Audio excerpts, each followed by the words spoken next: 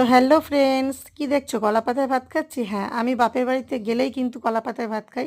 এখানে তো খাই, কিন্তু বাপের বাড়িতে গেলে যেহেতু আমাদের বাড়িতে দু তিনখানা কলা গাছ আছে, তো বাবাকে বলি কলা পাতা কাটো, কলা পাতায় ভাত খাবো। তা সেটা যাই রান্না হোক না কেন একদিন খাই, সয়াবিন হোক বা মাছ হোক বা মাংস। তো খাওয়া দাওয়া করে কিন্তু বেরিয়ে পড়েছিলাম আমি স্টেশনের দিকে। তো দুদিন ছিলাম। বিকেলে আগের দিন বিকেলবেলা গেছিলাম, একটা রাত থেকে পরের দিনই বেরিয়ে এসেছিলাম। বাড়িতে একটু কীর্তন ছিল। ভাইয়ের ছোট ছেলে হয়েছে, আর মানে আরেকটা আছে, একটা ছেলে আছে আর একটা ছেলে হয়েছে। তো তার এখনও 1 মাস বয়স হয়নি।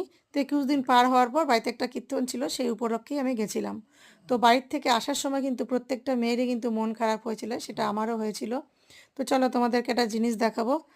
এই যে এটা তো স্টেশনের কাছে চলেই আসছি, আর এই পাশে কিন্তু একটা মাঠ আছে, মাঠ ছিল। তো স্টেশনে এসে দেখছি যে টিকিট কাউন্টারটা যেদিকে ছিল নবদ্বীপে সেই দিকে নেই, অন্যদিকে হয়ে গেছে।